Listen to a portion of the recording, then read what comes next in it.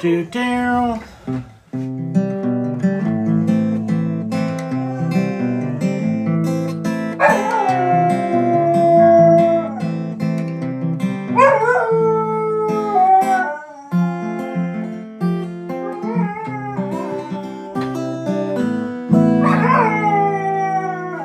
Here's what TikTok tells us. More likes can get more viewers. So like away.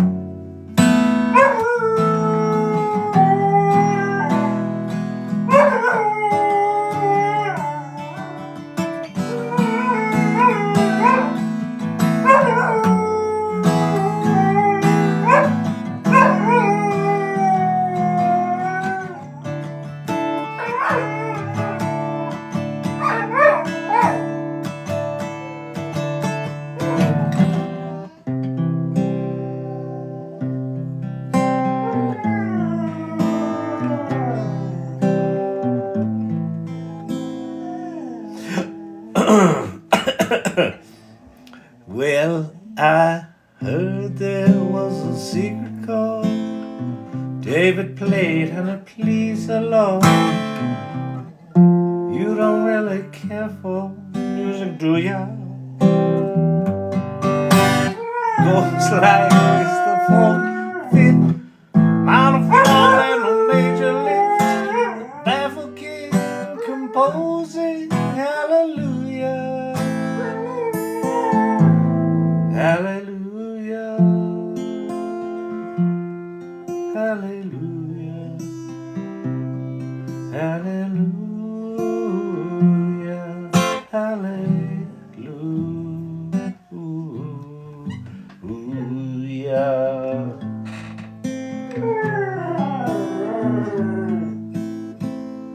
Silver Fox sharing the live with her friends. Be like Silver Fox. Remember the old Be Like Mike commercials? Be like Silver Fox. She's sweet.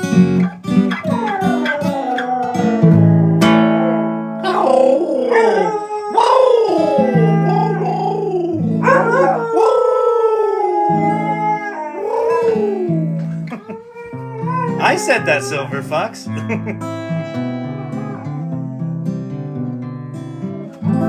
I believe that.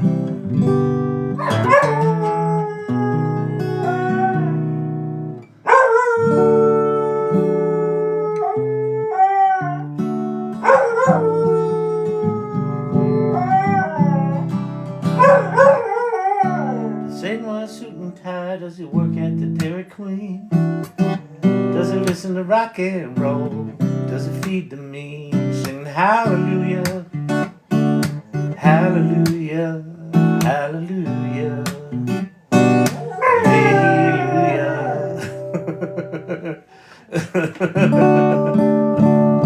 I'm telling, singing dogs they just bring joy into your life.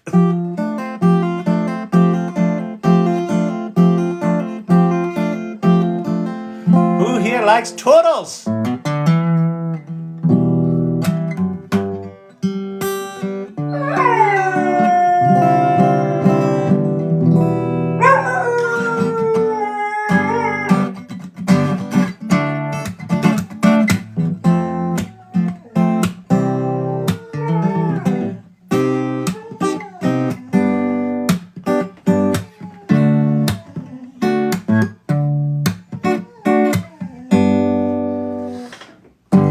You and I here all alone. Sunday morning here at home. Sky's blue and the coffee's strong. It's true. I'm late. Was watching your reminder video. I didn't do a reminder video tonight. Oh, that reminder video. Yeah, I reposted my video from when I was doing that work about who I'm being in the world. Because I've been a little hiding. You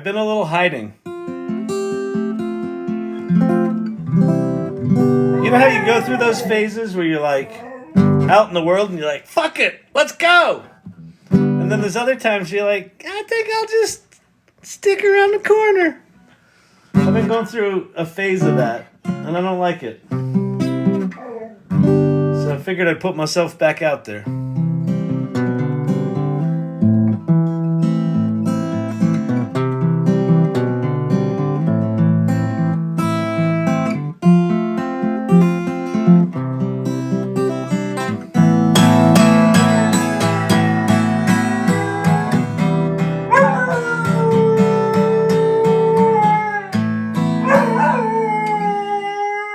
Silver Fox, it was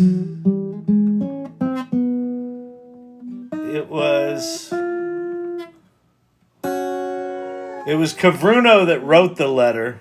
And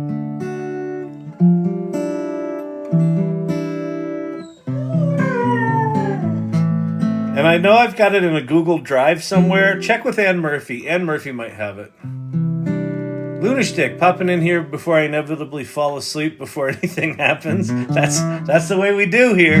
This is better than a shot of whiskey before bed. The AI Learning Lab. We'll knock you right out.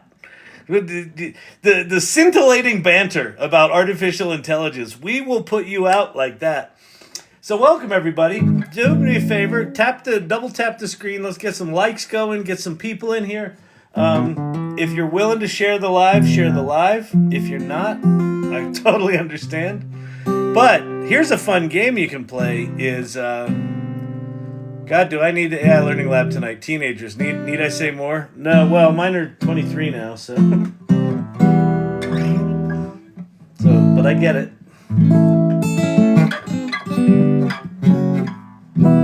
All right.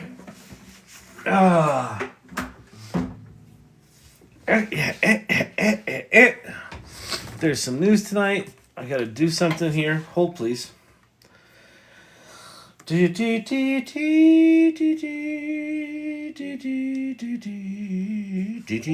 on. I'll be right back. This is gonna freeze for a moment.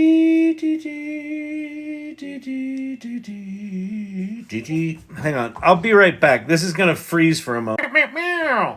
All right, we are back, people. Oh, nice likey likes. Very good. LTX Studio is having another beta access sometime tomorrow. Okay, I will try to get that one. I will get up at 7 in the morning and sit there and just stare at Discord for an hour and a half. Because every time I've looked away from Discord, it's like, oh, form's here and gone. So we'll try that. Some interesting news today. I tried out Claude today. It's faster, still challenging it. All right, cool. Yeah, Claude seems to be gaining popularity by a lot. I think people are a little frustrated with OpenAI.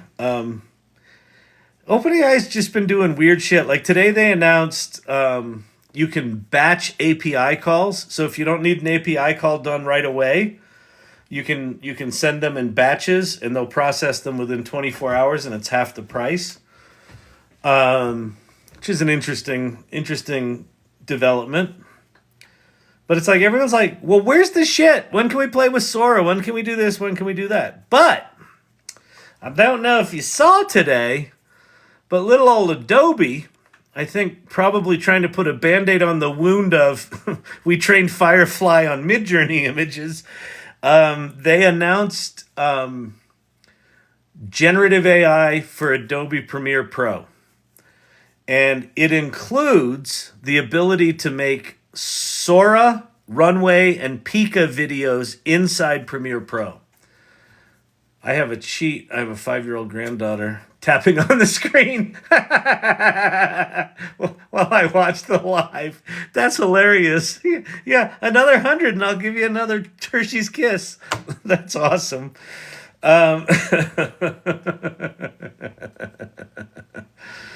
Oh, man. I talked to a Kyle twin today. I posted it in the irregular, I think. Oh, did you talk to the faker? Yeah, so here, let me show you that. This is sorry you had to deal with that. So let's see. If you follow the AI Learning Lab channel, make sure you follow the one that knows how to spell. AI 1L Learning Lab, not AI Lula Learning Lab. That's a scammer, and that motherfucker will. He tries to get everyone who follows this channel to follow his channel, and then he chats them up and says, "Hey, you want to buy my crypto bullshit?" Do not fall for that asshole, motherfucker. And TikTok does give not two shits about that issue, which I think is just shitty. But, whatever. Tyrant Truth, what's happening? Haven't seen you in a while. Good to see you. Good to see you. Good to see you. What would I suggest for creating an animated video for children? Well, see, here's the thing. Animated video is really broad. Animated video for children is really broad. I think that the Adobe Express Animate with Voice, if you're just doing it for little kids and you just want you want to just knock something together quick, I think that thing's pretty good.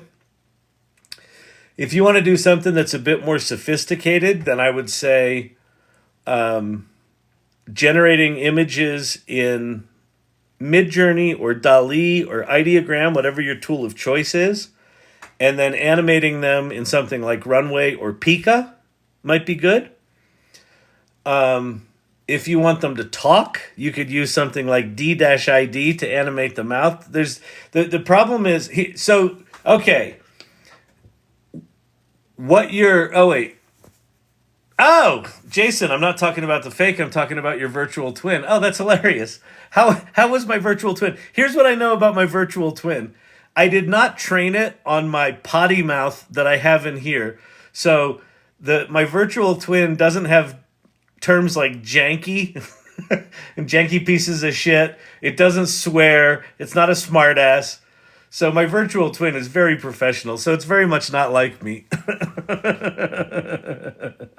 That's hilarious. Okay, but the question about the children's book. Here's a new thing that I'm realizing. And I don't know if this is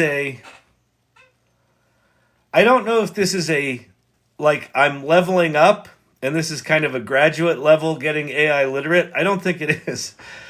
I have grown weary of talking about individual tools. And I am leaning much more toward solving problems. So I've got a 3-step process to get AI literate. It's play, solve, and share. Play with tools so you can understand what they are, solve problems, and then share what you're learning, right? Put it out there. Play, solve, share. I'm increasingly bored with talking about the tools themselves because here's what's happening. I'll compare it to Macintosh computers. So I've been an Apple fanboy. My first Mac was a Mac 512 KE. It was the second Macintosh ever produced. Second model. So I've been an Apple fanboy forever, right? And there was a lot of years, 15 years, where every time Apple came out with a new model, you would upgrade to it. Period. End of story. Because the previous one had stopped working.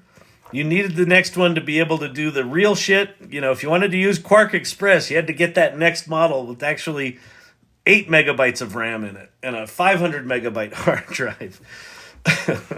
Right?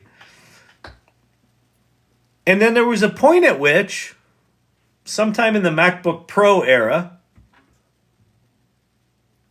it didn't matter. it didn't matter if they came out with a new MacBook Pro, and it hasn't mattered for like 10 years. It just hasn't fucking mattered. Why?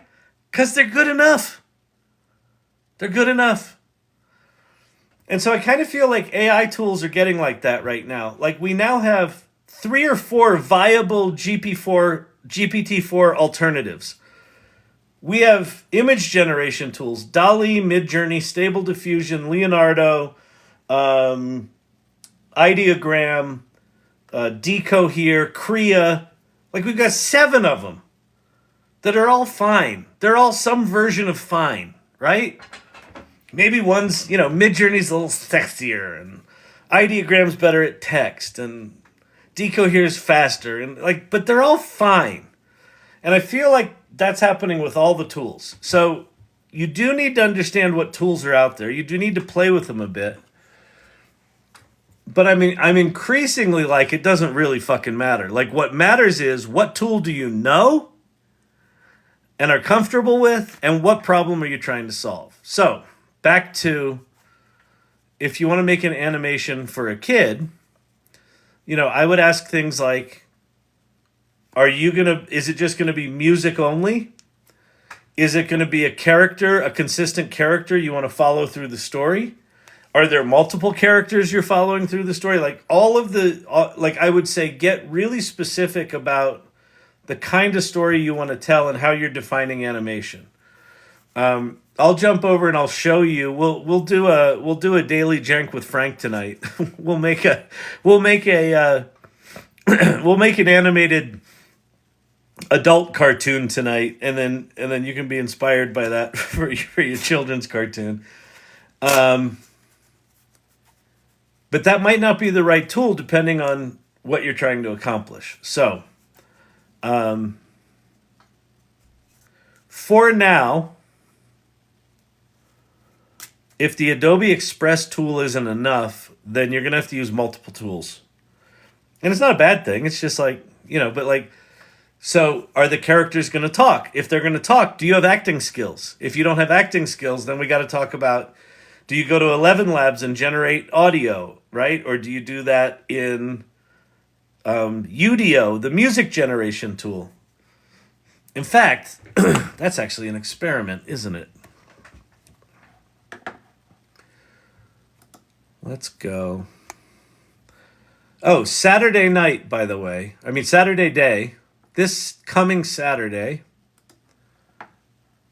I am doing a thing with John Leland called the Creativity Squared Play Shop.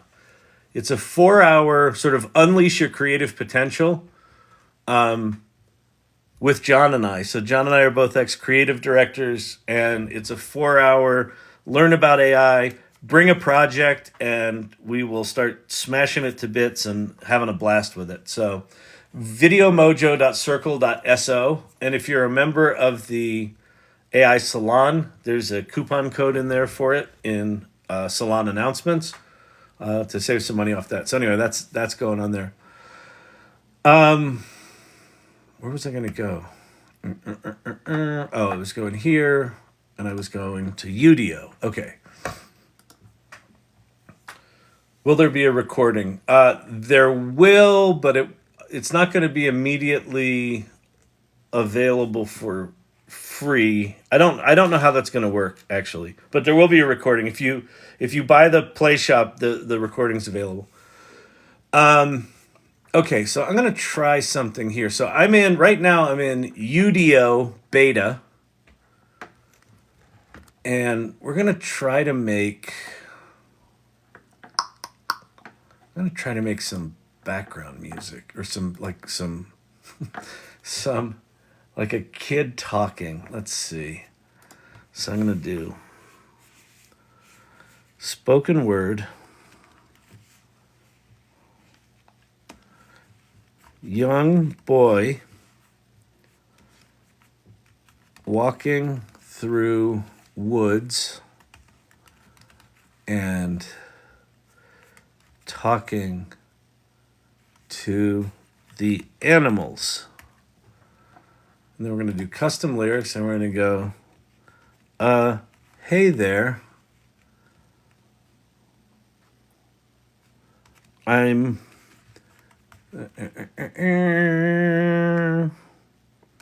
I'm sure you're very nice. I'm sure you don't eat children. I am happy and safe and having a good time. All right. Let's see if this can do actual like acting like that.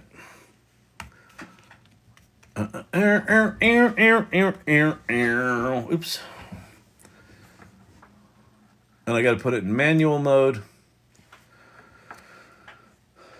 All right, so Udio, this thing, Udio Beta, is an absolutely incredible music generation tool that if you put it in manual mode and write your own script and put spoken word at the beginning, it can sometimes do talky stuff, and it does it pretty well. So let's see if it can do it.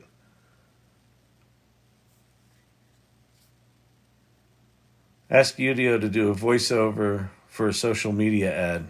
Yeah, we can do that. I got to write the thing for the social media ad. Oh, you mean for the Play Shop? Try doing that. Spelling error, you've. That's okay. It doesn't. Spelling errors don't matter. These things are remarkably good at spelling stuff.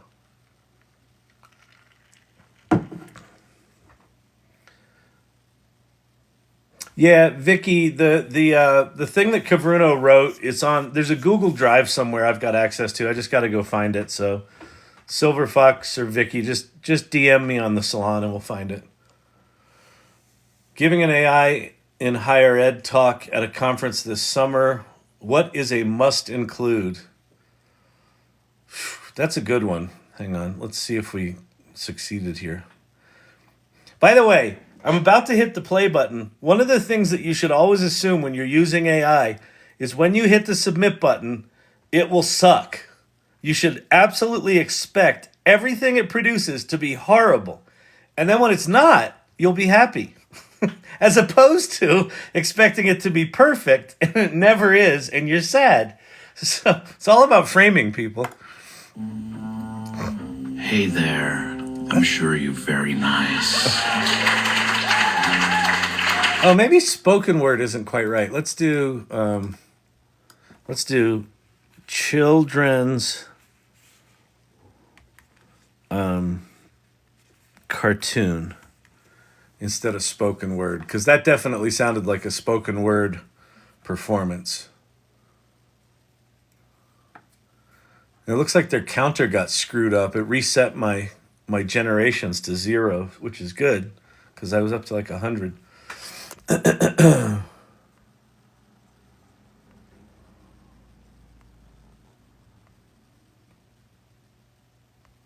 Does it change speech patterns if you all caps a word? I don't know. I haven't played with Udio quite enough to know what works and what doesn't. That ain't a kid. No, that was not a kid. Forest Friends Parade.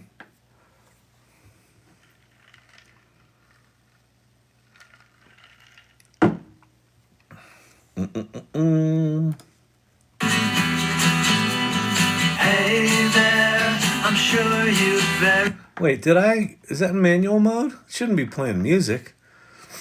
Weird. This could be good. Hey there.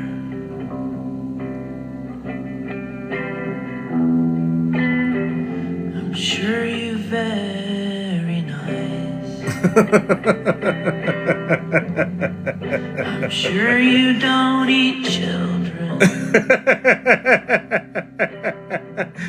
Bob Dylan is Happy and safe and having a good time. Bob Dylan is a 10-year-old walking through the woods. Hey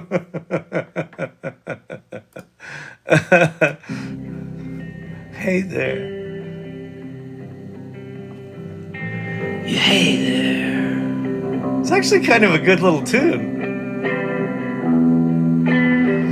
I'm sure you're very nice. I'm sure you don't eat children. I'm happy and safe and having a good time. Okay, so yeah, this is perfect. So if you want to make a little kids book, you go to Udio and you put in children's cartoon, and it makes a lovely little cartoon song with a kid walking through the woods. All right, so you don't do that. But this is sort of this is where what I'm starting to get interested in is, because the tools are so fragmented right now. If you want to do something that's decently sophisticated, you actually have to kind of play with different tools and say, can I get? This is why I needed AILL tonight. I can count on it to make me laugh my ass off. That's awesome. Great. To hell with those teenagers.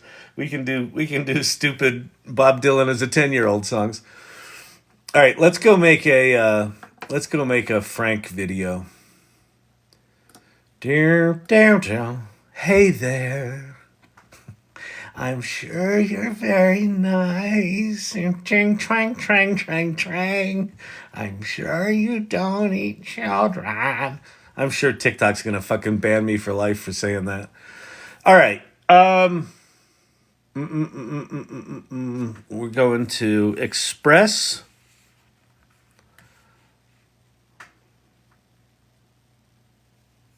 Guy is singing while playing the guitar in one of those old merry-go-rounds. Yeah, exactly. Like, that song could actually be a really good... If you wanted to make a creepy kids animation, that would be a great song. But I assume we don't want a creepy one. Okay, so I'm going to go to express.adobe.com. And I haven't been here in a while, so chances are decent that they're going to have changed the interface to the point that I won't know how to find anything.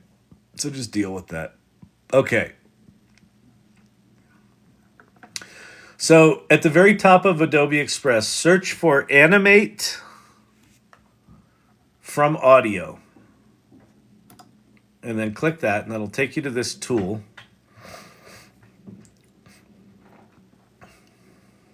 All right, so there's Frank. Now, do they have new... Did they put new art in here? No. Maybe? I can't tell.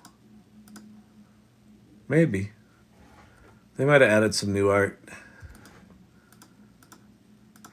But anyway, this is a tool that, let's see, 19701.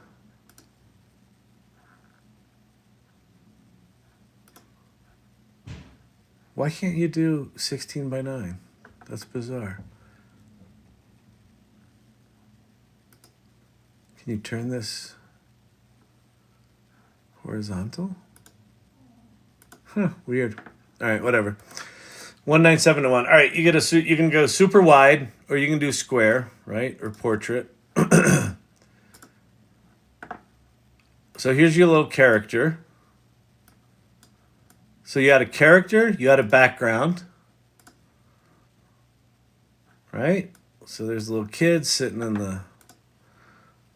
Let's see if we can find one appropriate for the creepy song we just did.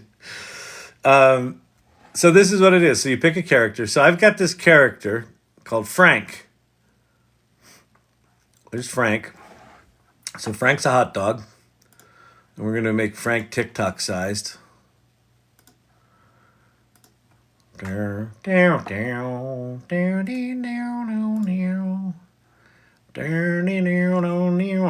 then I'm going to add the background. I can add a custom image, which I've got one called the Daily Jank with Frank. So we're going to search for Jank on my very well organized ADD computer. Anyone else have ADD? Is your desktop like a... You'd be embarrassed if someone organized saw it? That's mine. But I have learned to stop giving a shit about any of that. It's just like... I finally realized, I think it took me until my 40s to realize, oh, it doesn't matter what organization system I use, I will just never use them. and I became much less stressed out after I had that moment. Okay, so here's our cartoon. All right. I have multiply and accumulate. I know I'm a tab hoarder. I mostly don't see code hallucination since the context window expansion. That's really interesting. That's very interesting. Change it to YouTube. Did they have a YouTube size?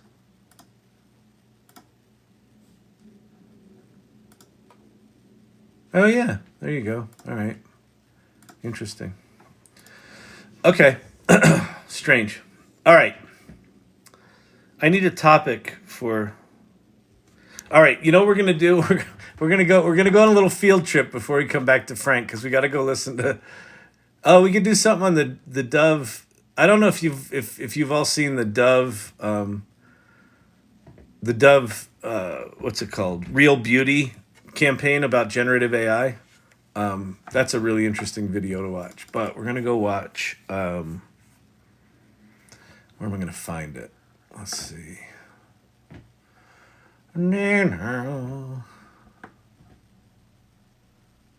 Where?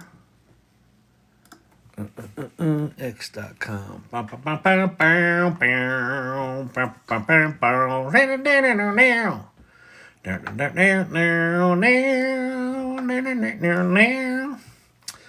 right, let's go see what Sam had to say. Is that it? That's it. Okay. Let's listen. Well, in that special, Mr. Sam Altman talking about Beelzebub and how he's going to take over the world and just destroy everyone's lives. Oh, thank you, Silver Fox. Brother 52, I am not ignoring you. I just had a chat ADD moment. Okay, here, important things to talk about at an education conference. The most important one, in my opinion, is that if your school is blocking AI, you are on the wrong side of history. And that as a teacher, you deal with two kinds of large language models in your life. One of them is ChatGPT and large language models. And the other large language model you interact with are students. Human brains are essentially nothing more than fancy large language models. So here we have a tool that's the most powerful knowledge access tool in the history of humanity, and educational organizations are blocking it. So step one is get the message out there that it is their responsibility to prepare children for the world they're about to enter. And the world they're about to enter is about to fucking radically alter. And how we used to teach kids and what we used to teach kids is increasingly less relevant. And the skills in the future are going to be things like critical thinking and judgment and collaboration. And so I would say bring AI into the classroom and bring it in with a with a critical thinking mindset. There's a teacher.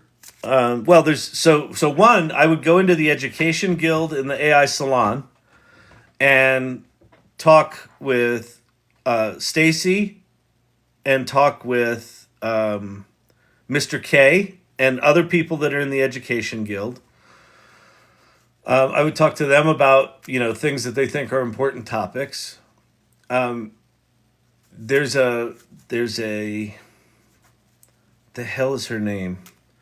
She's like a 12th grade English teacher.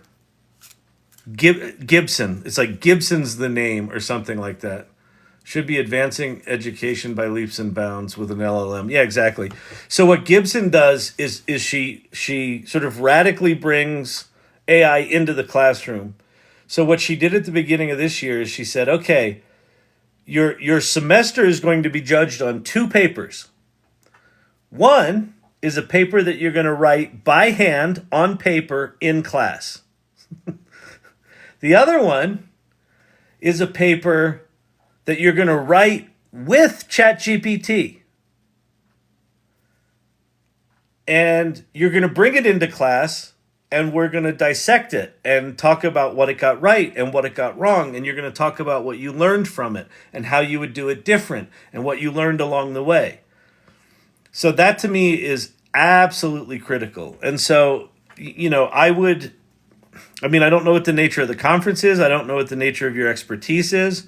But I would, to the extent that you can talk about getting administrators to get their heads out of their asses, do everything you can to go in that thing. I think educational institutions at this point, blocking AI is one of the most irresponsible things I can imagine. It pisses me off to no end. 10,000 likes, largely thanks to Steve-O's granddaughter. Keep tapping, Ava. You're doing awesome. Oh, that's fantastic. All right. If learning is so easy now, let's see. Now then, everyone, I couldn't see what that said. Like, tap, tap, tap. Okay, so let's listen to what Samo has to say. I wonder if this is I think some of the things that I look for more than other people are founders that are going after something that's... No, that's not the one I'm looking for. I mean, it's the right recording.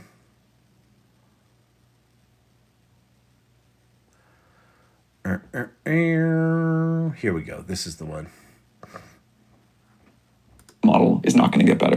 Fundamentally, there are two strategies to build on AI right now. There's one strategy, which is assume the model is not going to get better. And then you kind of like build all these little things on top of it. There's another strategy, which is build assuming that OpenAI is going to stay on its same rate of trajectory. And the models are going to keep getting better at the same pace. It would seem to me that 95% of the world should be betting on the latter category. But a lot of the startups have been built in the former category. And then when we just do our fundamental job, which is make the model and its tooling better with every crank, then you get the OpenAI killed my startup meme. If you're building something on GPT-4 that a reasonable observer would say if GPT-5 is as much better as GPT-4 over GPT-3 was, not because we don't like you, but just because we have a mission, we're going to steamroll you. But we're going to steamroll you, right? So what he's saying is there are startups out there that are sort of assuming, like if you build a startup right now, that's whole mission is to fix the hallucinations that GPT-4 generates. And you're building a whole thing around assuming that GPT-4 is going to keep sucking or can't do math or things like that. Then when the new thing comes out, well, like what he's saying here is 95% of the world should be betting on them being dramatically better than what they are right now. And he said it's a big mistake not to do that. So I just thought that was it's just such a cold. He's just got this little the thing and then we're gonna steamroll you. When we just do our fundamental job, which is make the model and its tooling better with every crank, then you get the OpenAI killed my startup meme. If you're building something on GPT-4 that a reasonable observer would say, let's see. I don't know if Frank, is that Frank Worthy? I don't know if that's Frank Worthy.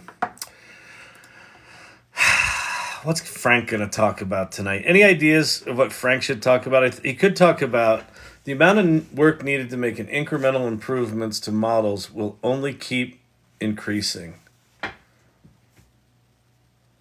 Yeah, I don't disagree with that, Pate, but GPT-4 at this point is almost 4 years old, right? So they've been working on GPT-5 for 2 years. So, uh, yeah, agreed. GPT-6 is going to take a fuckload more compute than GPT-5 did, but by then the Blackthorn, whatever the new NVIDIA chips are, will be out.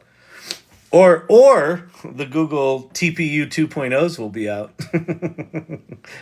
Whatever they're going to be training on GPT-6. So yeah, I don't disagree with that. But to think that OpenAI isn't their next model isn't going to be dramatically better than their current one, I think is fool's gold at this point.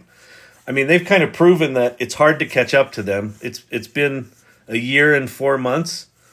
Well, no, it's been a year and a month since GPT-4 came out, and people are just catching them. They're just catching them. So I would bet on OpenAI at this point over the Doomers. Do do do do do do do do do do do do. I don't understand the contrarian stance. Why not work toward the same future? It's not a contrarian stance. He's not saying a contrarian stance. He's saying what will happen is they're gonna release a model, and then the developers who are betting on them not getting any better and building companies around that path are going to be the ones that bitch about, OpenAI killed my company.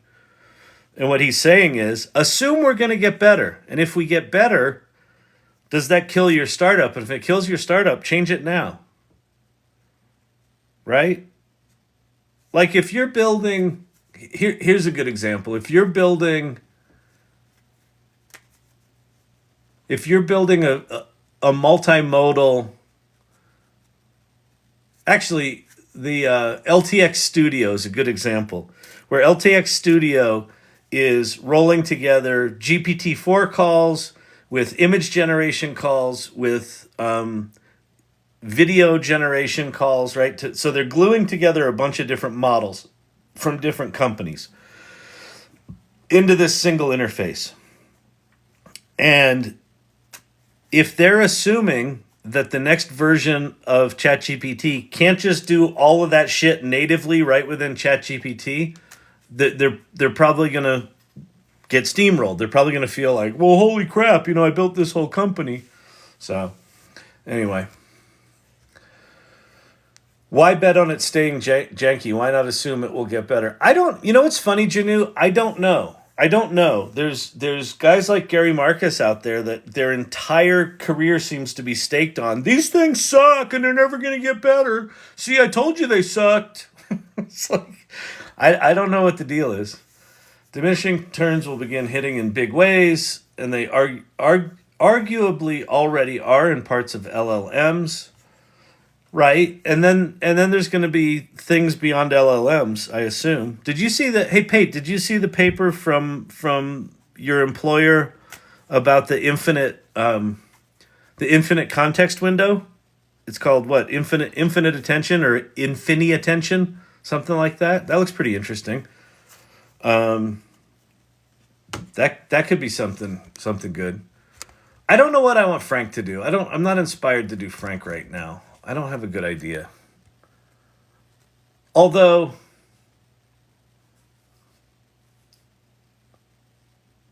I got something I could do. All right. So we're gonna do a Frank. We're gonna do a Frank recording. So we've got this little dude. We've got the background, and now we just record it. You can record up to 2 minutes, or you can upload a file. And I turned on enhanced speech. It's actually a really simple tool. Haven't read the actual paper yet. No, I haven't either. Pate, I just saw it today. It's on my list to download and go look at. I did write Colorado came out with a new Senate bill that's AI legislation for Colorado, and it's pretty sucky. It's pretty shitty. So I wrote a LinkedIn article about that today. Maybe I'll go show that. But let's get Frank going here. All right, what's Frank going to talk about? Let's see.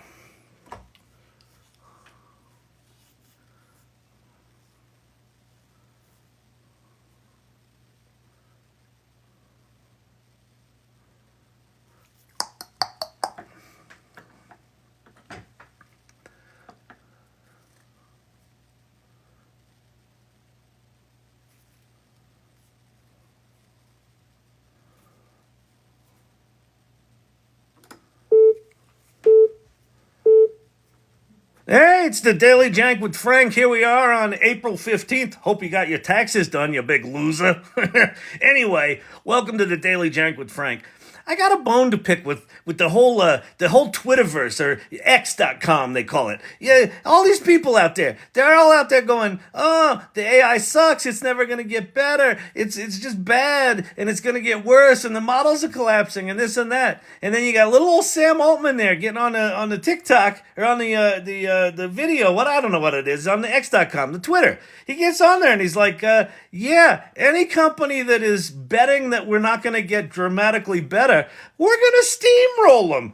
We're going to steamroll them. He actually said that. He's like, yeah, go ahead. Doubt us. Watch. Just watch. I don't know what it is with these people just assuming technology isn't going to, do what fucking technology does. It gets better. You don't think this is going to get better? Look at me. I'm a talking fucking hot dog. This has been the Daily Jank with Frank. All right. So that's how we make. Oh wait, okay, good. Daily Crunch is writing headlines for the Twitter post. Frank relishes the chance to catch up with us tonight. That's good. Okay, wait, that'll be good. Frank relishes the chance to catch up on AI pessimists, and then I'm going to tag Gary Marcus, and I'm going to tag Sam Altman. Okay, that's good. That's good. Wait, Frank relishes the chance. Let me start the post.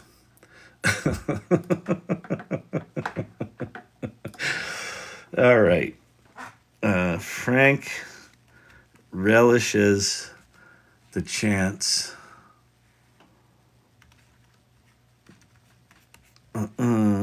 to catch up on the AI pessimists. All right. Relishes. So this is April 15, 2024, and then we'll go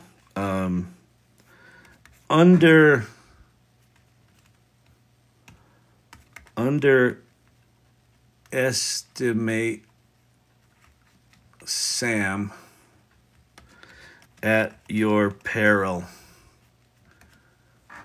Quote. Okay, so we got that written. Good, fantastic, Bob. Tell him what he's won. All right, we're still waiting on this to make the thing. Frank should talk about the 1.5 hot dog from Costco. Oh, that's not a bad idea. I don't know what it has to do with AI. But I think Frank, I don't know how Frank would feel about the $1.50 hot dog from Costco. I think Frank might be a little pissed off about it. He's a premium Frank. What are they fucking doing? Losing money? All right, let's see. I've always got to watch these again because I go into some sort of blackout zone where I have no fucking idea what I said. So let me see if this is even remotely useful. Hey, it's the Daily Jank with Frank. Here we are on April 15th. Hope you got your taxes done, you big loser. Anyway, welcome to the Daily Jank with Frank. I got a bone to pick with the whole Twitterverse, or X.com they call it. Yeah, all these people out there, they're all out there going, oh, the AI sucks, it's never going to get better, it's just bad, and it's going to get worse, and the models are collapsing, and this and that. And then you got little old Sam Altman there getting on the TikTok, or on the video, I don't know what it is, on the X.com, the Twitter. He gets on there and he's like, yeah, any company that is betting that we're not going to get dramatically better, we're going to steamroll them. We're going to steamroll them. He actually said that. He's like, yeah, go ahead. doubt us. Watch. Just watch. I don't know what it is with these people just assuming technology isn't gonna, do what fucking technology does. It gets better. You don't think this is gonna get better? Look at me. I'm a talking fucking hot dog. This has been the Daily Jag with Frank. All right, that's fine. So we're going to open in the editor. We're going to go add some background music.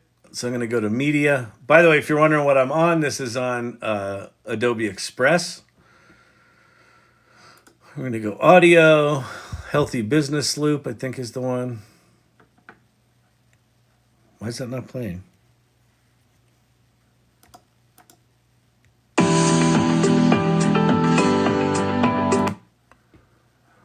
We're going to do it at 6%. Hey, it's the Daily Jag with Frank. Here we are on April 15th. All right, we're going to download this. Wait, download? Do I do download now? Yeah. Download.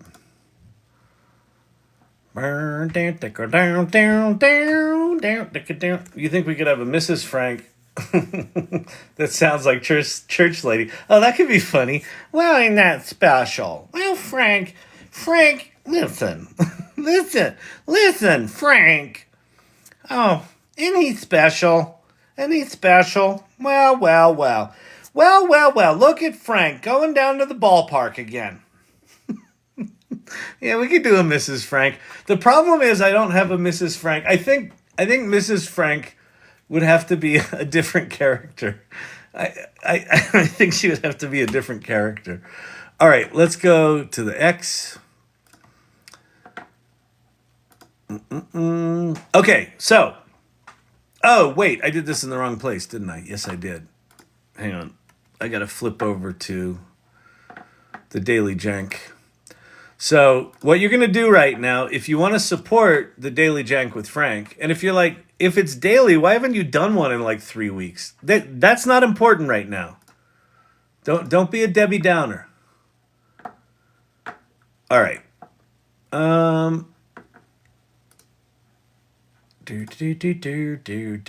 Where's my...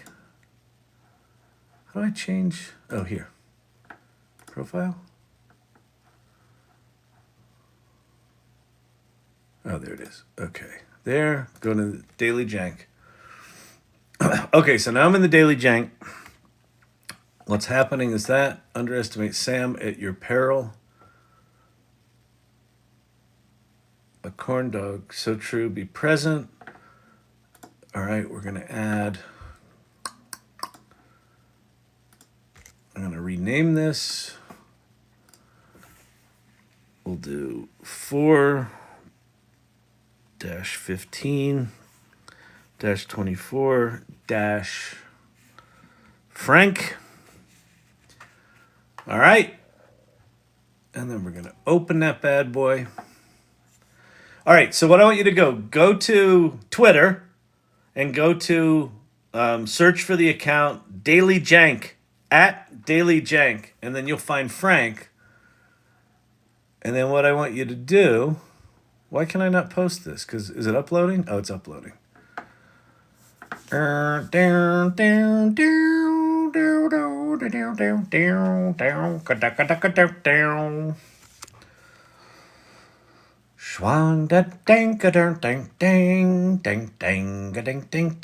Is it done? It's done. Let's test it. Make sure it's the right one. Just on, you big loser. Anyway, welcome to the Daily Jank with Frank. I got a bone to pick with the whole Twitterverse, or X.com they call it. Yeah, all these people out there, they're all out there going, oh, they. All right. So we're going to post that. Boom. Post was sent. Now I'm going to flip back over to my other account. And we're going to go give this some love. Let's go give Frank some love. Where's Frank? Frank, where are you? Frank?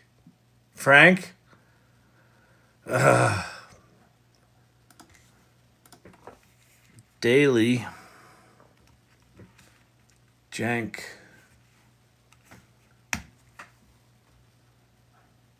There we go. So we're going to give it a hearty heart. We're going to go...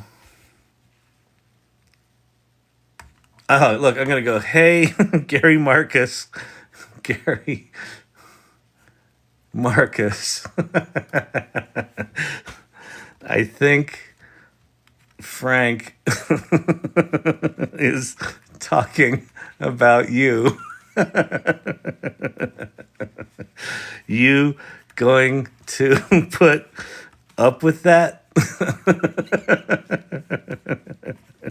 Gary Marcus is going to be like, who the fuck is this Kyle dude? And what the fuck is with this hot dog? Oh, all right. So we did that little thing there. And then I'm going to quote post this thing and say, I think Frank likes how gangster at Sama is getting with people underestimating what they are about to drop.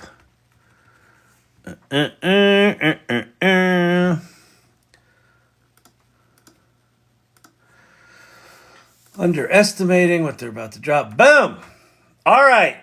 Have at it, people. Kyle's sitting there cracking himself up. I'm here for it. That's what this... I think I have come to accept that this channel is really just about me entertaining myself. And if you guys want to hang out with me, that's okay too. It's pretty bad.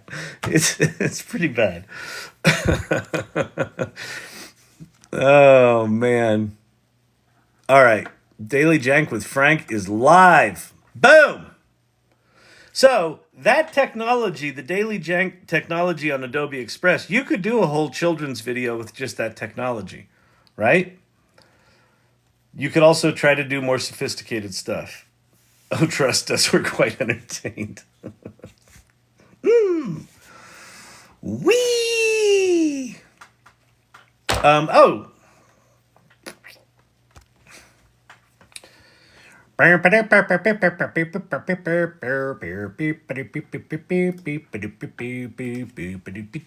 Adobe. Oops. Do do. Down down down down. Do do do do do do. Where am I going? Adobe. Down down down down down down down. There we go. There we go, people. Is this it? Yeah. Yeah, that's the one. From Adobe.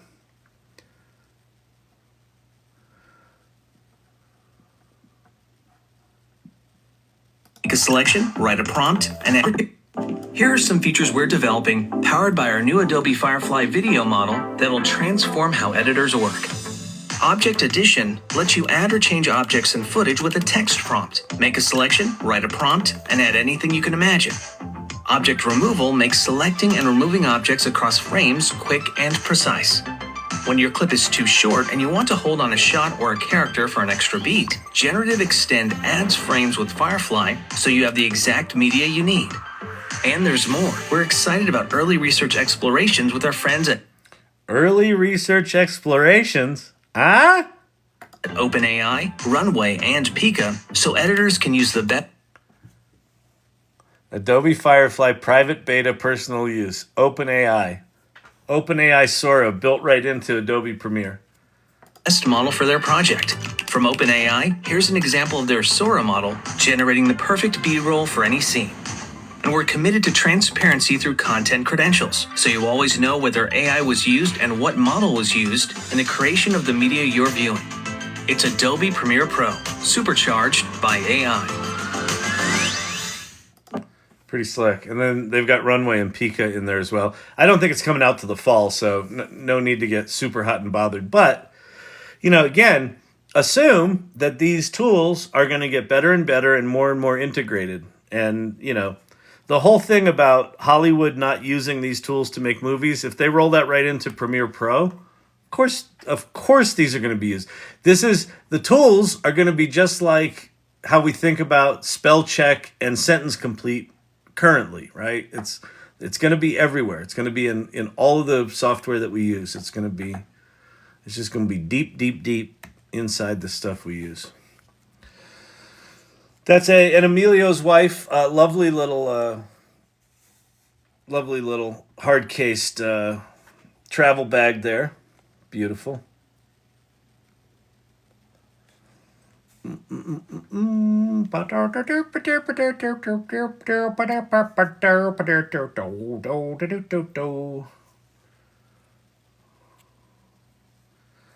We need a Kyle bot that's trained to throw in a fuck every few sentences.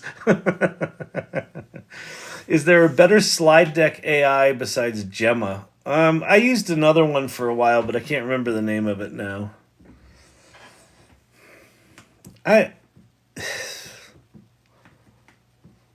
I haven't found a slide generating AI that doesn't take you longer to unfuck it up than just to write it yourself. Because generally it's writing really... All you really need for a slide presentation is an outline. Like, what I do is write an outline and then I import that, convert that over.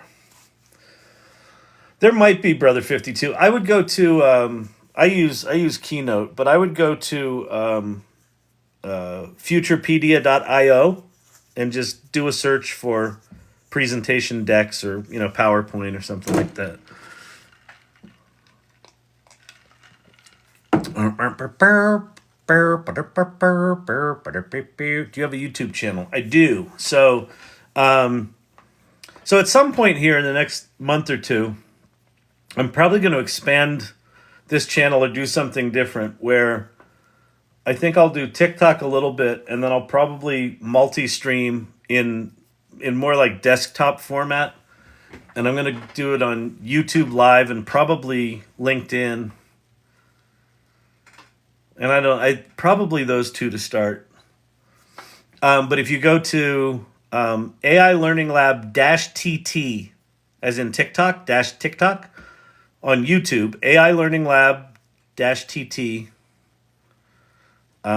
That's the AI Learning Lab TikTok channel where the archives of these lives live. Yeah, Silver Fox just pinned it there. YouTube is at AI Learning Lab -TT. And I've been doing this shit for a year come April 30th. I think April 30th was my first one or somewhere around then. So there is a year's worth of content with the exception of a couple of weeks I got kicked off for bad behavior. What did I make the mistake of talking about?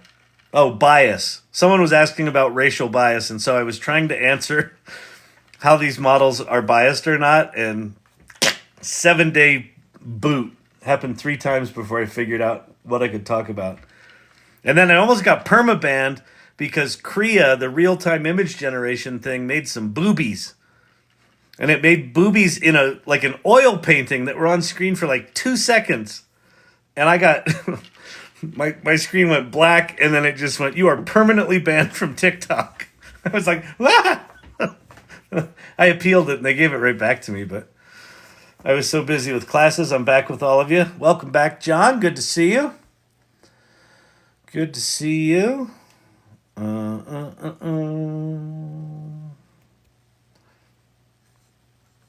Is this going to be one of those, and if you want to see the good stuff, switch to camera 2 kinds of things? Possibly.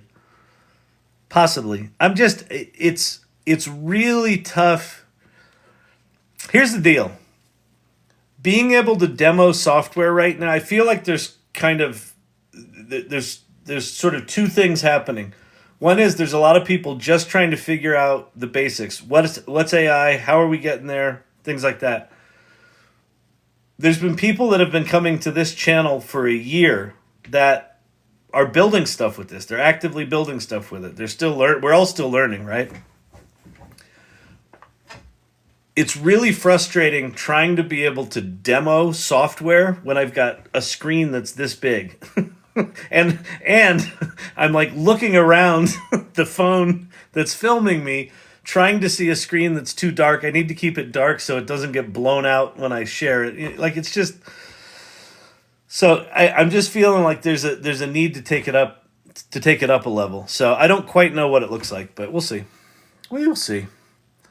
Awesome. I fall asleep during your lives. I get up so early. Be for the people. That's good. If I can help people with their insomnia, that's great. You were just a teenager when you started these. Exactly. Yeah, exactly. I was 17 when I started these a year ago. Now look at me. This is a rough business. It's a rough business. Adult Swim. Yep, exactly.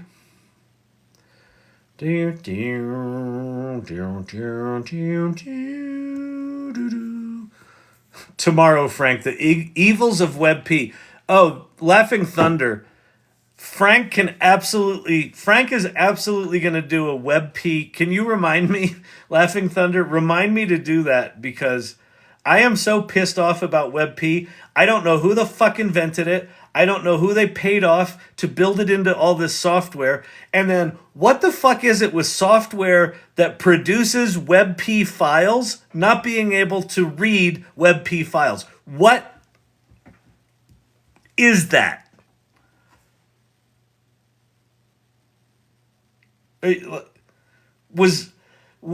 Were people complaining about JPEG and PNG? I didn't see the protests. Why are we doing this? Why? Does anybody know? Pate, do you know? Does anybody know what WebP is and why the world should give a shit? PNGs, you can have transparency. They've got color information in them. Do we need more than that? Anyone? Bueller? Suno is upping their game with a ton of free credits. Well, how about they up their game with increased quality of song?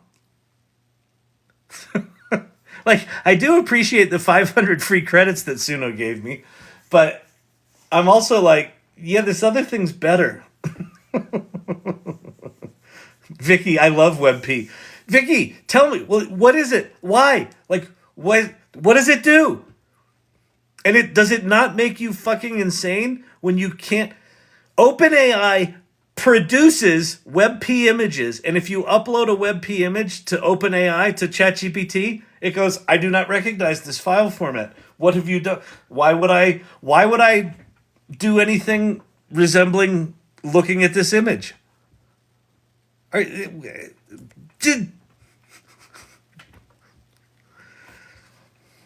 Like, what does it do? Is it faster? Is it smaller? Is it what? Minimizes the size. It's epic. It would be epic if it worked. PNG is lossless. JPEG is lossless. Smaller.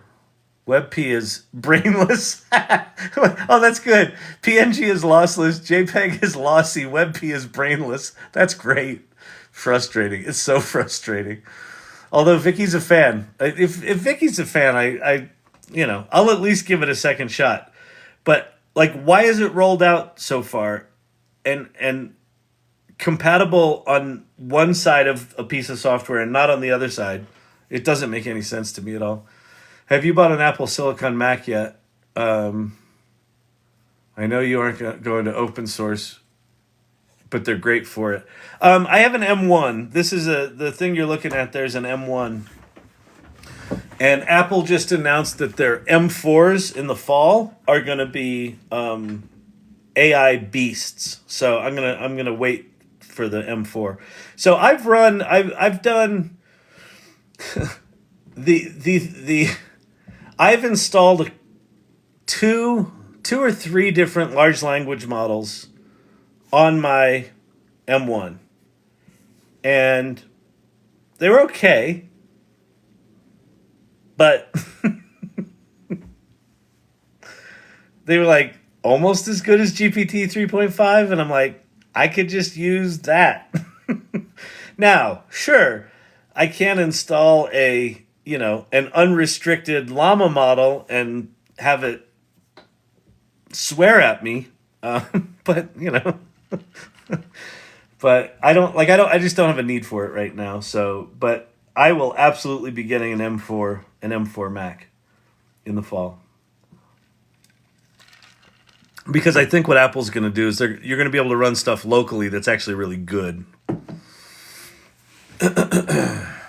I assume smaller due to the web. Yeah, I would assume so. It was I, the WebP wizard. I'm telling you, man, somebody did some fucking magic to get so many people to adopt it, but what it feels like is a protocol that was adopted quickly without thought. And that's generally not the case. Like JPEG, it took them like a decade to come up with it before people actually used it and adopted it. And it was in all these test things. And WebP just fucking shows up out of nowhere.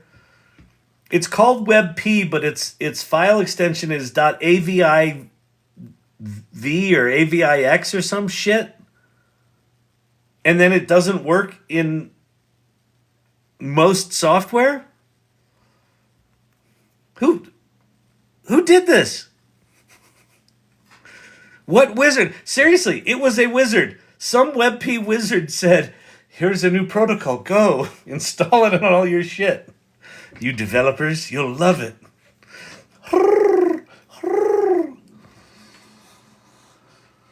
Oh, that's a great idea, Papa JJ. Why didn't I think of that?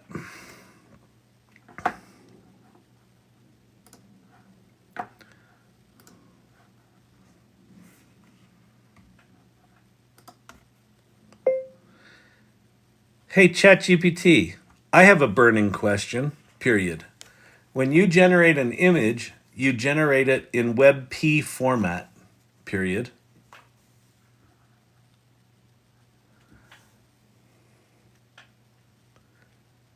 And yet,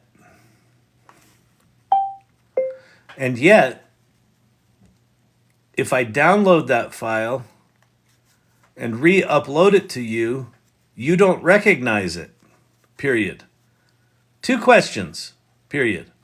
1, what is WebP format and why should I care, question mark. And 2, how can you produce a file format that you can't recognize, question mark. Doesn't that seem ridiculous to you, question mark? Do you think you're dumb?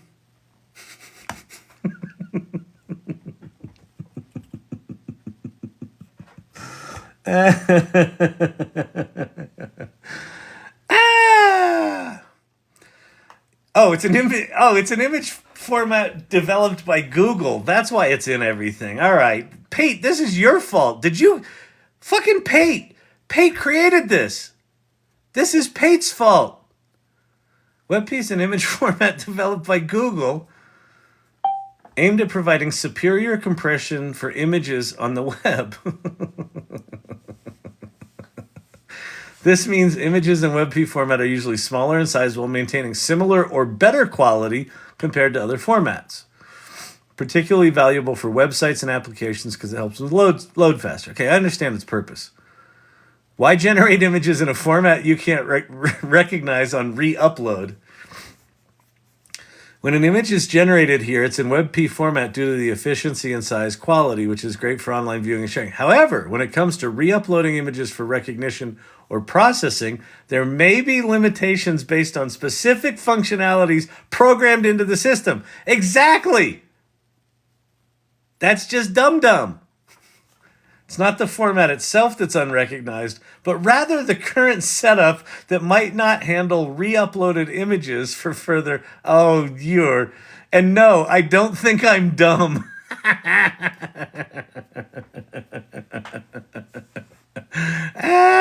Systems like me have specific rules and capabilities. ChatGPT's getting defensive.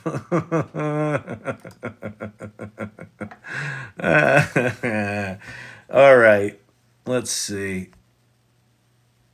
So it's Pate's fault. All right. AVIF has better compression than WebP. Wait. So AVIF is not WebP? That's a different thing? I'm so confused.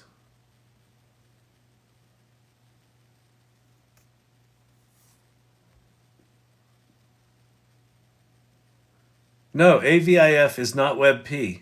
Huh. But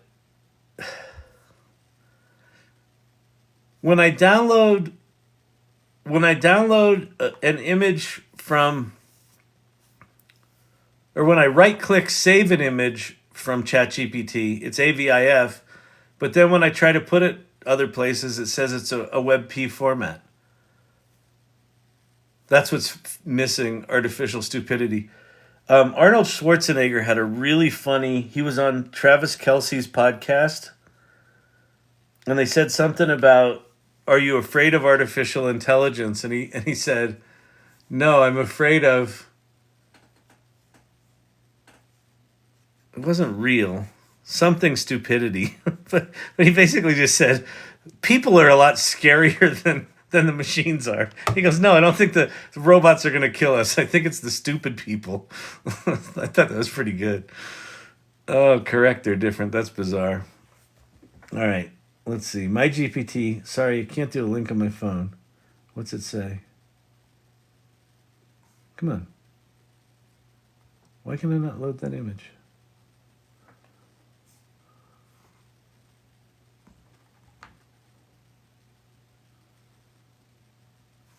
I can't see that whole image, Silver Fox.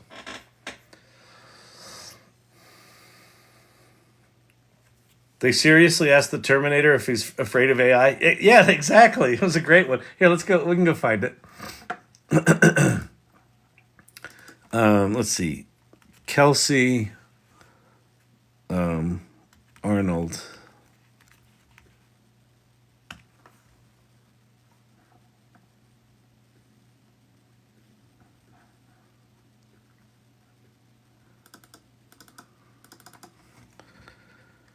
Schwartz.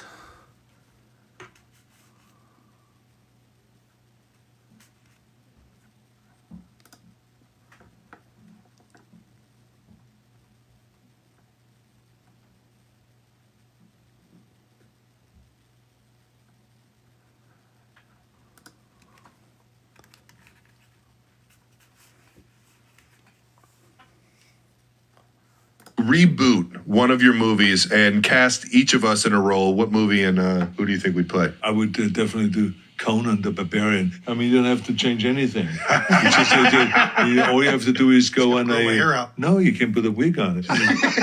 Wait, Arnold, that was a wig? But there was a partial wig. Hollywood, baby. But I mean, that would be fantastic. All you have to do is just learn how to horseback ride, and then maybe you guys know how to horseback I've been ride. bucked off every horse I've ever been on. That is the key thing, is to really get good in horseback riding. Because, you know, when you do the sword fighting on a horse, you cannot pay much attention to the horse. Yeah. The horse goes around the circle and does its thing, but you have to pay attention to the sword, not to get whacked. I think if you take sword fighting lessons, I took 3 years sword fighting lessons and 3 years What? horseback riding lessons, Holy cow. and with all kinds of weaponry and the martial arts and all this stuff. And it really was helpful to be that prepared when I did a movie. I mean, imagine you guys. It's not the That's clip it, I the wanted. armor. Just 3 and years with the big hammer and then with the big battles and all that stuff. And riding there into the village, and just wiping out. He's so hard to listen to. Where's the, let's see. Travis AI. I guess it's on the TikTok. Hang on, let me go to the TikTok. Hang on, people. Well, we're here with the fake news, the dishonest me. Well, we're here with the fake news, the dishonest me. Okay. Travis, Jason, Arnold, AI. Wow, look at that. Is that cheating? Yeah. That works. How close are we to the Terminator becoming a real thing? With AI and I think we're very close. Right? We're very close. People ask me all the time, how do you feel about AI? Wow, look at. and we're gonna have some very special surprise guests at the.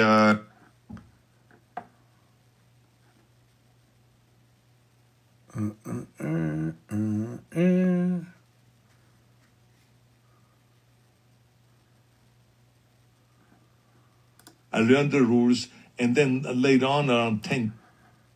Where? Why?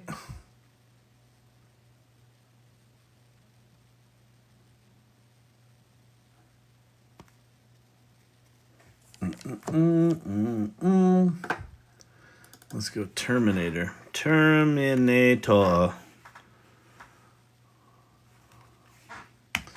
No, no, no, no, no, no, no, no.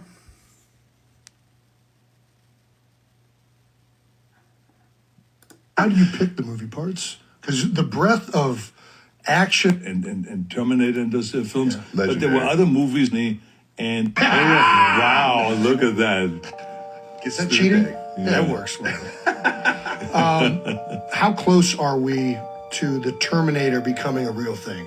With AI and I think we're very close. Right? We're very close. The funny part's after this. Why did they? I mean, why are people being stupid?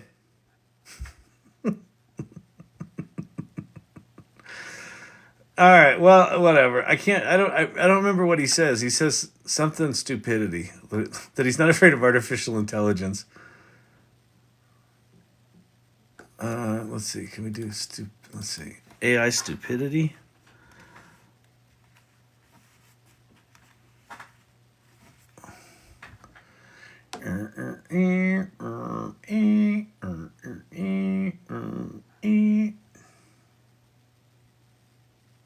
Yeah, I can't find it. Oh well, whatever. Sorry, can't find it. Old guy trying to find something. Or, better yet, stupid people putting up incomplete clips. You don't cut off the clip right before the punchline.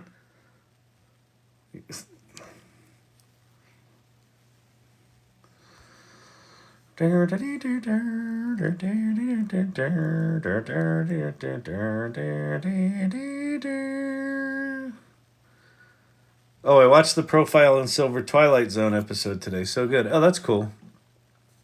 Kyle would totally say that. I don't know what I would totally say, but cool. Oh, I watched some Gen Xer try to search for a clip for 30 minutes. Exactly. Wow. What'd you do last night? I don't want to talk about it. Everyone on TikTok is so weird. TikTokception. Master Alexander, what's happening? How you doing? AVIF was developed as open source. All right, well, there you go. AVIF developed as open source, incorporated into ChatGPT. When you download it, it turns into WebP. Maybe not, but maybe, but who knows? And then when you try to reload it, it doesn't work because it's open source. Why would it work? You just...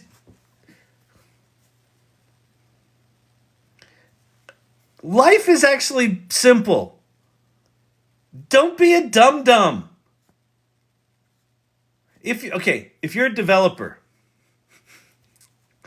and you have a product person, even if it's a crazy product person like me that doesn't give you clear instructions.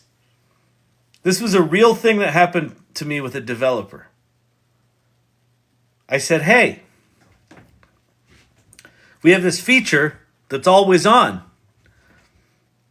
I want to be able to turn it off, so can I have a switch to be able to turn it off? And so they went away for 2 weeks and they did their magic wizard hat coding in their dark cave with their Kool-Aid, their caffeinated Kool-Aid. 2 weeks later, they came back. Here you go, boss. here's your thing you wanted to be able to turn off. You can now turn it off. I was like, awesome. And so I went and I logged into the system and I saw the button and I'm like, far out. And I turned it off. And then I went to turn it back on.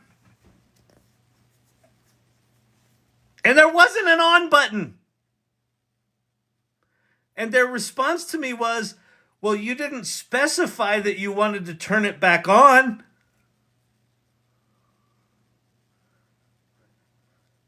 We have electricity in a house and we have a light. And it's always on. And I want to be able to install a thing where I can turn the light off. Is it not self-evident? You should be able to turn it back on? In the world of software development, the answer to that question is no. If you didn't specify that you also wanted to have the on state as well as the off state, that would not be developed.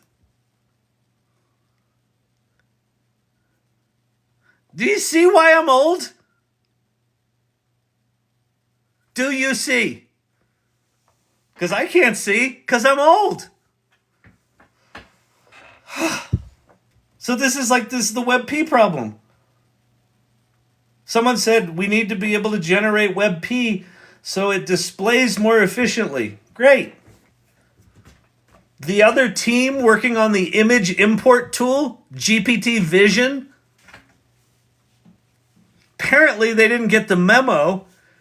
We might want to go on ahead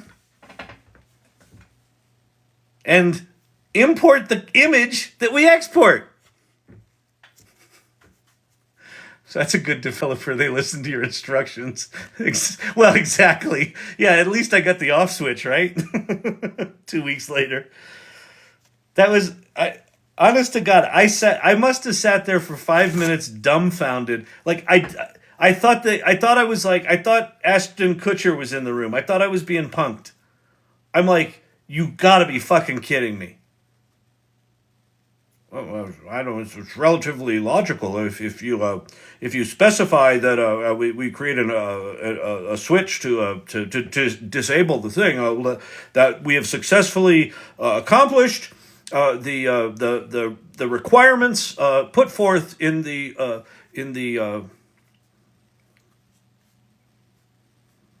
what? It's called an on-off discriminator. Exactly. They gave me the off part of the on-off discriminator. And they were honest to God baffled that I asked for the on part of the on-off discriminator.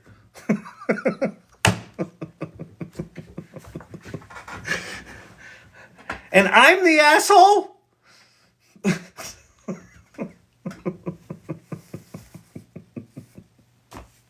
Seriously, people?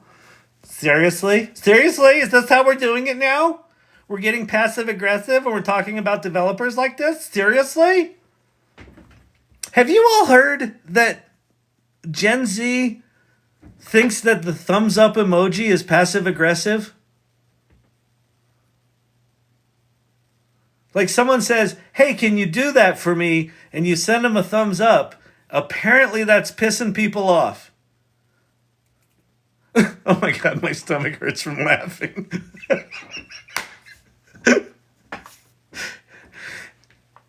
Can I just, if there are any Gen Zers on the call, really sorry for your loss about the thumbs up. As a Gen Xer, knowing that the thumbs up is upsetting people, oh my God, does it make me... I am using the thumbs up whenever I get a chance now. I'm using it inappropriately now. Exactly. I can see that. Exactly. Point to the thumbs up.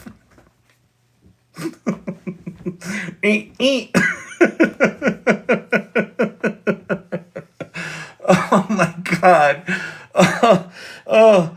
Are your lives really that good that the only thing left to be upset at is a thumbs up emoji? I mean, if we were all sending eggplant emojis like, hey, could you do that for me? And then I'm like, here's a big eggplant. I could see where that would be taken like, it might be a little appropriate if, you take the non-vegetable meaning of the word or of the picture. But a thumbs up? Really? I think I've created a monster.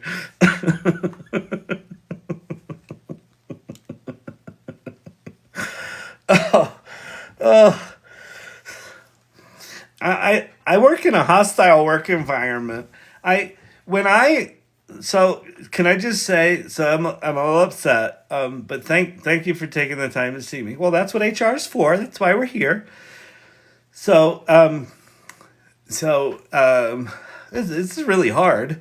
The other day, I sent a Slack message to someone at the company who we can refer to as CEO, and I said, would it be okay if I left early to go?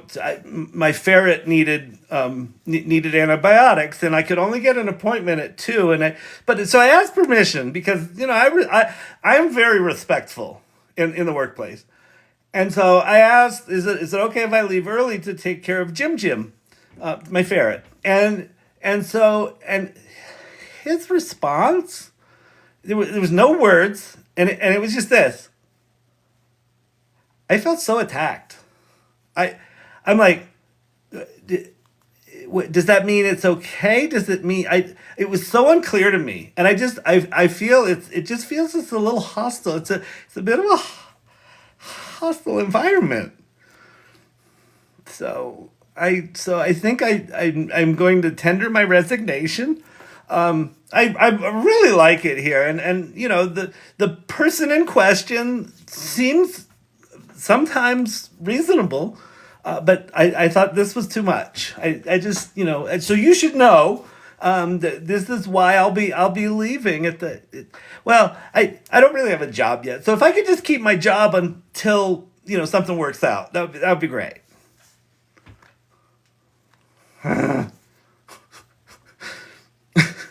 Is this the Dolly thumbs up moment? Oh, true thing. Oh, true thing. Okay, that makes sense. In ancient Rome, this meant kill him. No, I thought it was this. Wasn't this killing? Because I thought it was meant kill him. Doesn't that mean kill him? You didn't watch Gladiator. Is it up? I thought it was here. This seems more aggressive.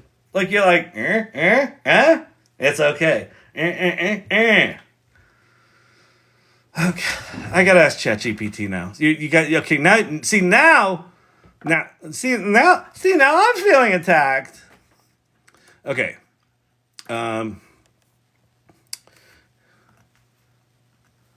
In olden-timey Roman gladiator days, was a thumbs up the kill signal or a thumbs down the kill signal? And I probably can't say that word KILL, can I? The famous thumbs up, thumbs down gestures commonly associated with gladiator contests are often believed to have signaled life or death. However, the historical accuracy of this interpretation is a bit more complicated and less clear-cut than popular culture may suggest. The traditional belief is that thumbs down was the signal of death. Meaning the crowd would sponsor the games, wanted the victor to finish off the defeated opponent. Conversely, thumbs up was thought to have mercy. Interestingly, historical evidence does not clearly support this interpretation. This is why Gen Z is upset. Some sources suggest that different gestures entirely might have been used, like, and we all know movies are 100% accurate. Now ask for an example of thumbs from a book in the form of an excerpt. The actual direction of meaning could be various motions of the thumb, not necessarily up or down, the actual direction. In modern depictions, Thumbs down is typically the death sentence. Thumbs up signals mercy. All right. I remember like the king or whoever doing this and then going, "Arr!" And then I'm so sure Gen Z knows this. Oh my God. I feel attacked. I and then texted him, and then I got texted back. No word, no response, no explanation whatsoever. Just, and I had to take a breath. I'm so upset. I'm gonna go make a tofu hot dog.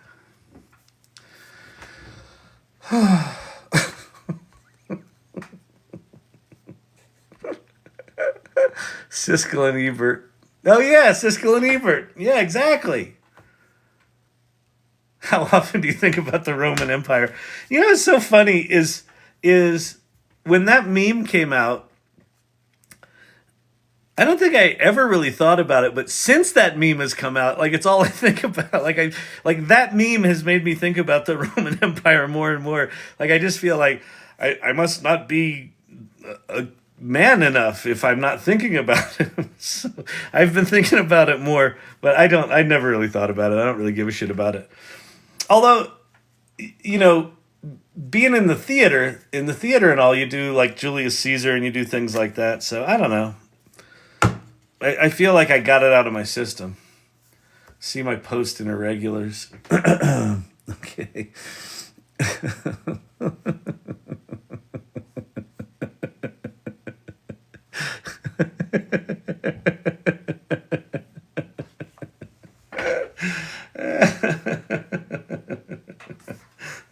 Master Alexander.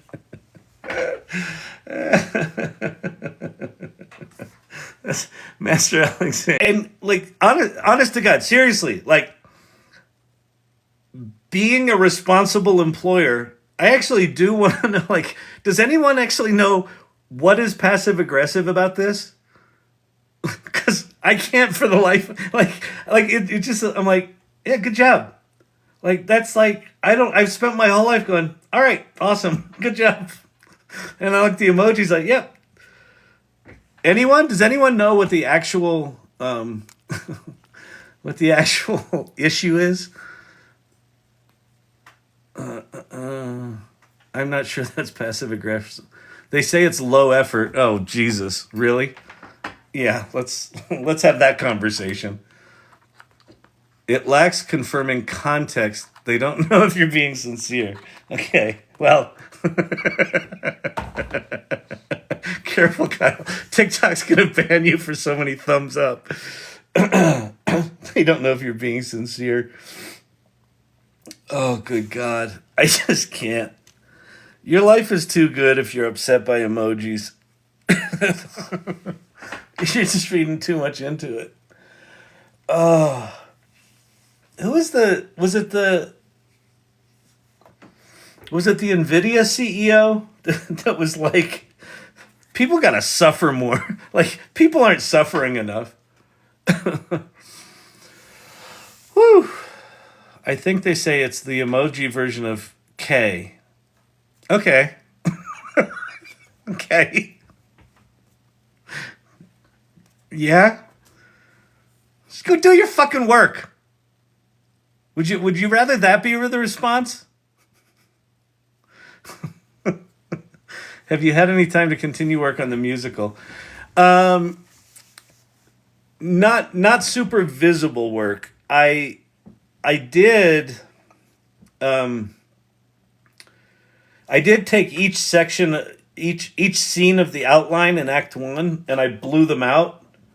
So I had ChatGPT recommend all the different sections of a Broadway musical outline, and then scene by scene went through and had it write it, and then, cut out most of what I had to cut out, and then I gave thumbs up to the rest of the sections and put them over there. So I've got all of Act 1 blocked out in the outline, And then I need to do that with Act 2.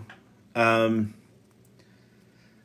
then the next thing I want to do, and the thing I'm kind of avoiding, is I've got songs that I like, but they're incomplete, and I don't like the lyrics in them. So my next thing to do is go in and like really go through all the lyrics and rewrite all the lyrics, and then see if I can continue the songs I've got with new lyrics in them without fucking them up. And I'm just kind of like anticipating that it's going to be a disaster. And so I am hiding from that particular task. Can you do this at 2x speed so I can understand it better? Do what at 2x speed? Oh, what I'm saying? I don't think I'm doing anything. This is what happens when people try to put too much nuance into communications and do not say what they mean. All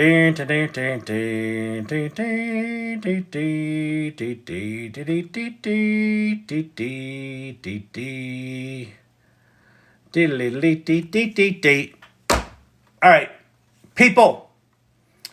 Good people of the TikTok.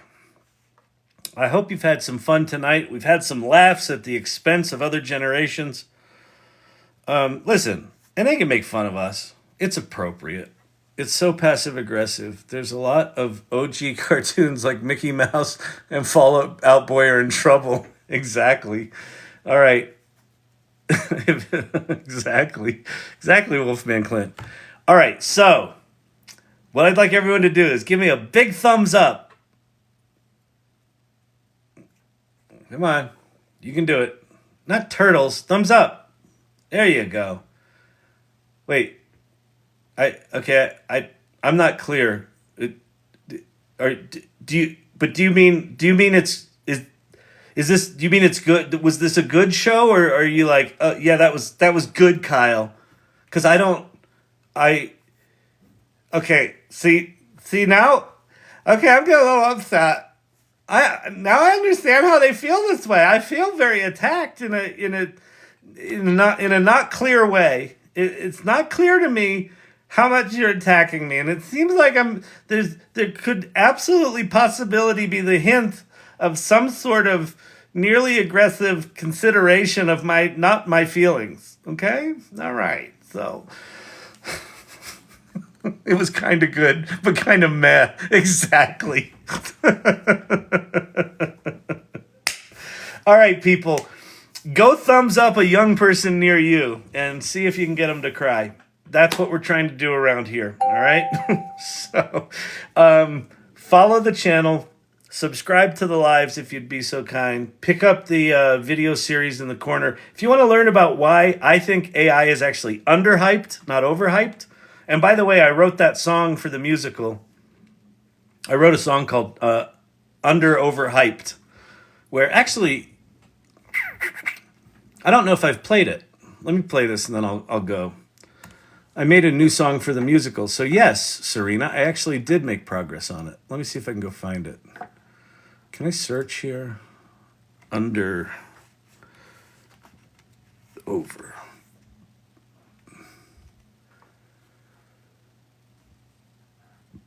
My creations.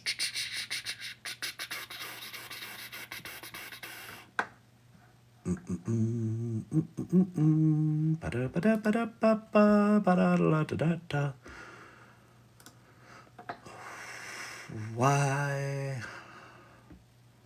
wise men say. Are you guys watching Idol? Did you watch the woman, the dark-haired woman who sang Joni Mitchell's song last night? Holy shit, was it good. So good. On the brink of the future, where dreams are machines, visions of tomorrow. Yeah. Okay, so this is the opening to Act 2.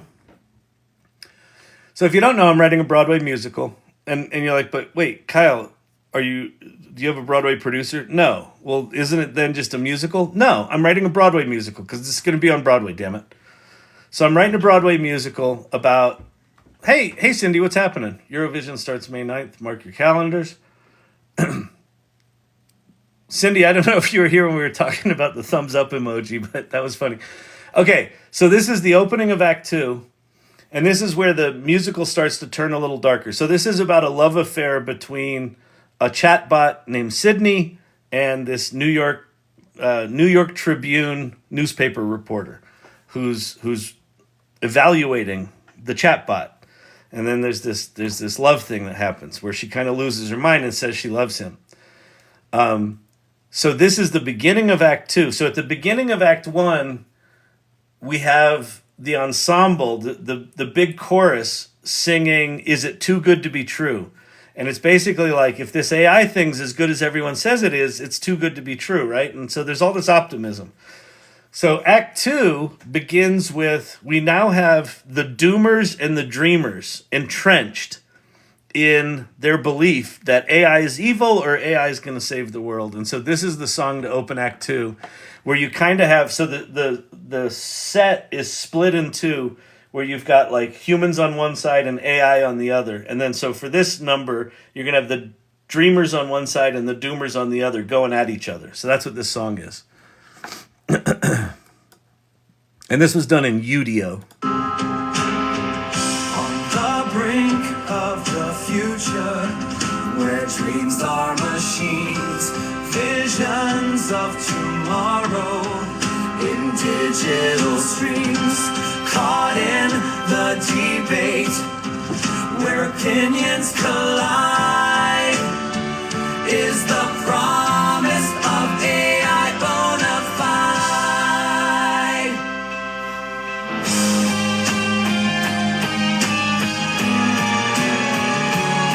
See the dreamers with their heads in the cloud, promising the moon.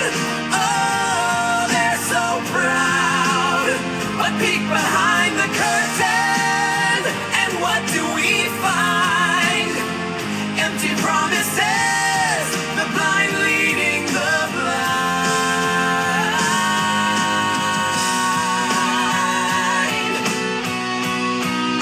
Steam, oh, the doomers do fuss. They fret and they fear. Slow down, they cry. The end is near. Yet without Isn't that good? bold step, where would we be? Still in the dark ages, not flying free.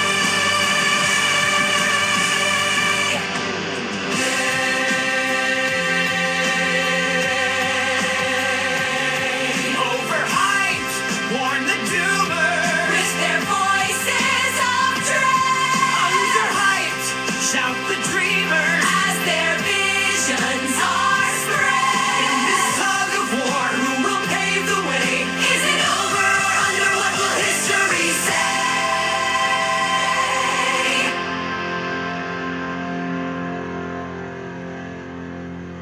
Now we get the reporters and the programmers. Overstated claim the scribes, pens poised in hand. Hype unchecked can flood the land. Beneath the buzz, what truths are masked? What's the cost? The reporters ask.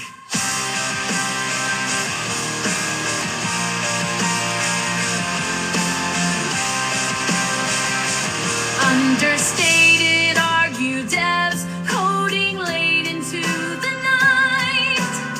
In each line of code, a promise taking flight. Behind the flash, real progress we embed.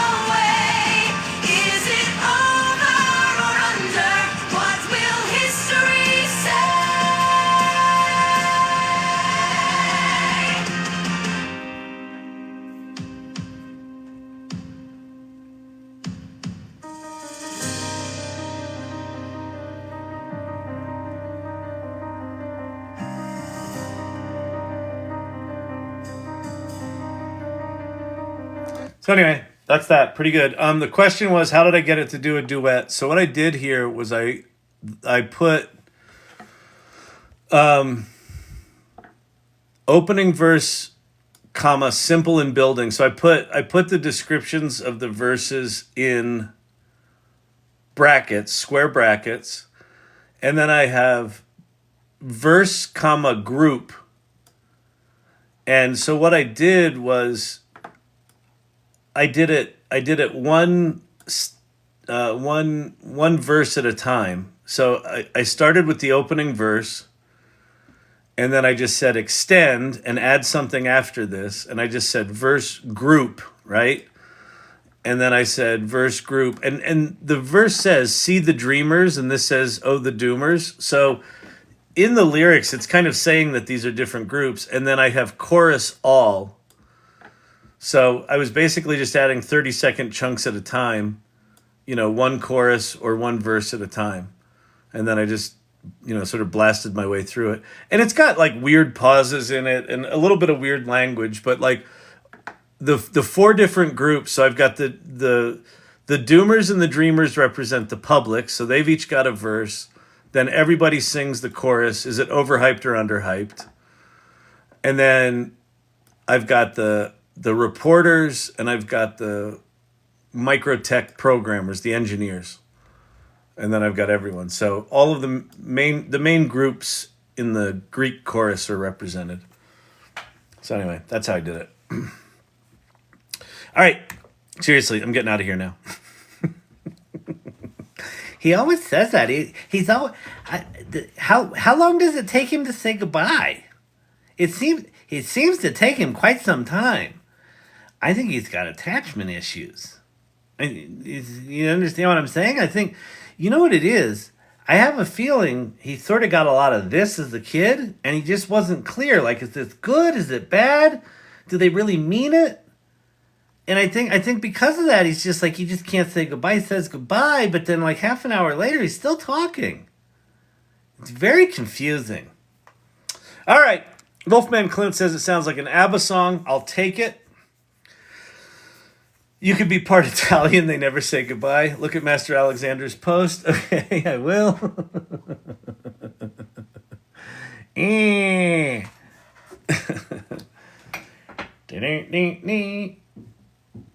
This prompt has been blocked. What did you do? What did you do to get blocked?